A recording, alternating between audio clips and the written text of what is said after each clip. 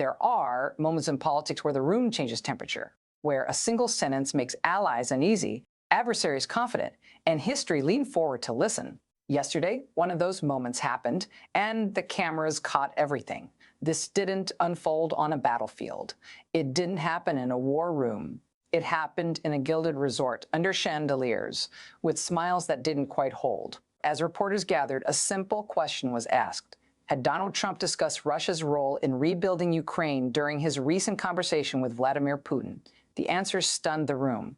Trump didn't hedge. He didn't deflect. He praised. He described Putin as generous, visionary, willing to help Ukraine succeed. Cheap energy, cooperation, prosperity, and standing just feet away was Ukraine's president. The visual alone told the story. Words never could.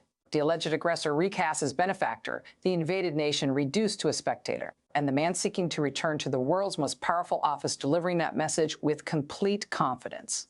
But the tension didn't start there. It began earlier, quietly, at the airport. No formal greeting, no delegation, no symbolic respect for a wartime leader. A small breach of protocol that signaled something larger was coming. Inside the resort, the atmosphere tightened. The press was abruptly dismissed.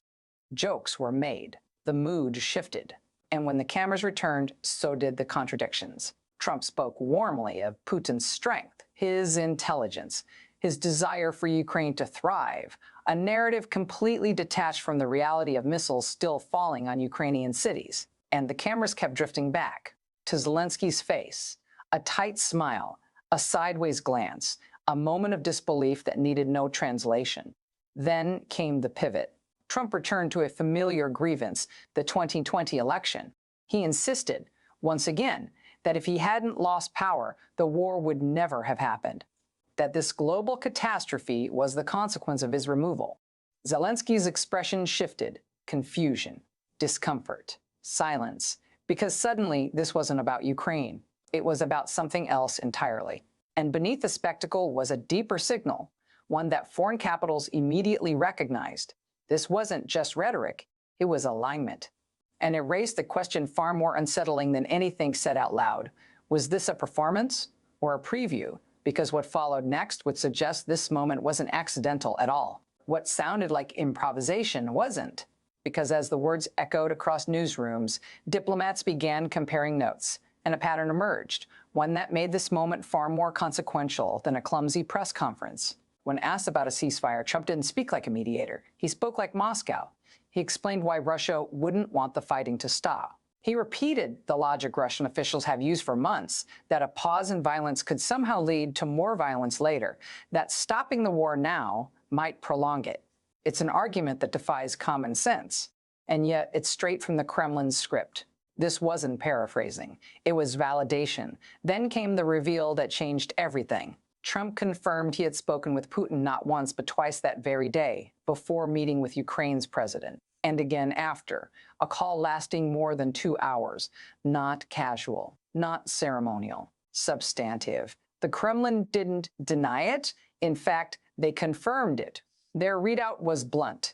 Trump and Putin share similar views on the conflict. They agree that a ceasefire would only extend the war. The alignment was no longer implied. It was documented, and the sequence mattered. Trump reached out to Moscow before sitting down with Kyiv. To diplomats watching closely, that order was impossible to ignore. It suggested coordination, or at least prioritization, that broke with decades of American foreign policy norms.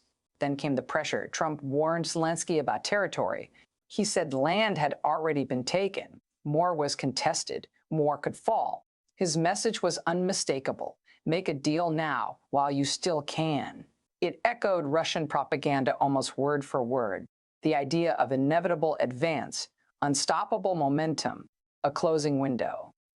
But military analysts tell a very different story. Experts tracking the battlefield argue that achieving Russia's stated territorial goals would take years and cost staggering numbers of lives. Some estimates suggest casualties that would shock even hardened observers, which raises a critical question. If Russia can't win decisively on the ground, why does its narrative sound so confident? The answer may be negotiation, because what can't be taken by force can sometimes be taken at the table. If pressure is applied from the right places, And in that moment, standing beside the man asking for support, Trump wasn't reinforcing Ukraine's position. He was undercutting it. The cameras captured Zelensky's restraint, his silence, his discipline. But the damage wasn't happening on camera. It was happening in how the world heard that message and what it suggested about the future. Because when talking points align this closely, the question isn't coincidence, it's intent. And the most revealing moment was still ahead. The most revealing moment wasn't a quote, it was a confession. Because buried beneath the policy talk and rhetorical fog was something Trump volunteered freely, his personal bond with Vladimir Putin, and that detail reframed everything that came before it. Trump didn't describe Putin as a rival. He didn't describe him as a threat. He described him as someone he understands, someone he trusts. That matters. In international politics, relationships aren't just symbolic, they're strategic. And when a former and potentially future American president speaks about a wartime adversary with familiarity and warmth, every capital notices, especially Kyiv. Zelenskyy stood there listening as Trump spoke about strength, about respect, about deals, about how Putin wants peace, even as Russian strikes continued to hit Ukrainian cities in real time. That contrast was staggering. On one side, a nation fighting for survival. On the other, a narrative that treated the aggressor as misunderstood. And then came the deeper implication. By adopting Moscow's logic that a ceasefire is dangerous, that stopping now invites future conflict, Trump wasn't just echoing rhetoric, he was reframing morality. Suddenly, continued violence becomes pragmatic. Peace becomes reckless. Resistance becomes unreasonable. That inversion is powerful and dangerous because it shifts blame. If Ukraine refuses to concede, they become the obstacle. If the war continues, it's because they didn't compromise enough. This is how pressure campaigns work, not with threats, but with inevitability. The idea that resistance is futile, that time is on Russia's side.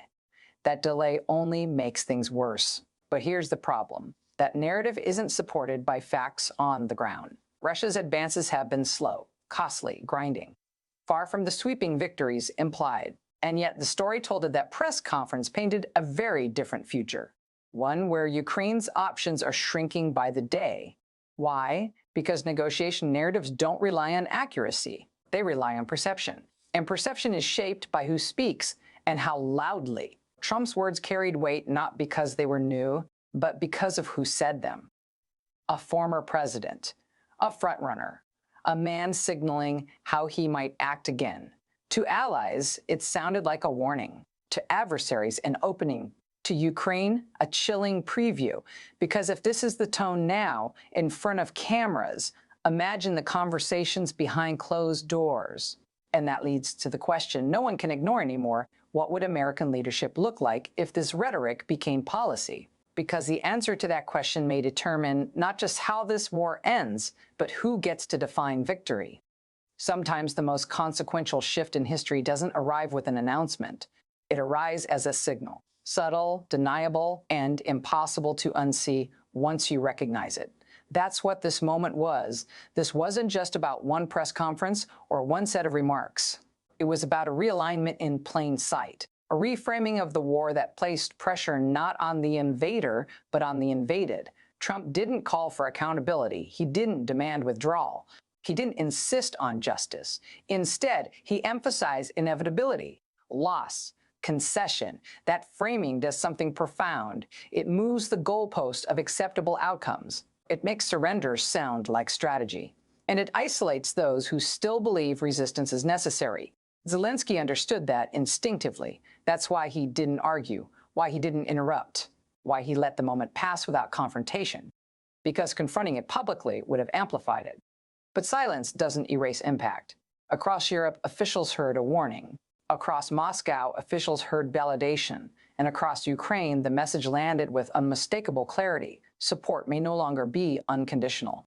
That changes calculations. Wars aren't decided only by weapons. They're decided by expectations, by who believes help will come and who believes it won't. And in that room, the expectations shifted. Trump's comments suggested a world where American power doesn't deter aggression. It negotiates around it. where strength isn't measured by defensive allies, but by closeness to strongmen. For Russia, that's not just comforting, it's strategic. Because if pressure can be outsourced, if allies can be persuaded to push Ukraine toward concessions, then Moscow gains without firing another shot. That's the quiet danger of moments like this. No treaty signed, no alliances broken, just a narrative introduced and allowed to breathe. Whether Trump intended it or not, the effect was the same. The line between ally and adversary blurred. And once blurred, it's hard to redraw. The war didn't change that day. But the conversation about it did. And history has a way of turning conversations into consequences. So the question now isn't what Zelenskyy was thinking as he stood there. It's what the world will do if this rhetoric becomes reality. Because when talking points cross borders, they don't stay words for long. They become policy. But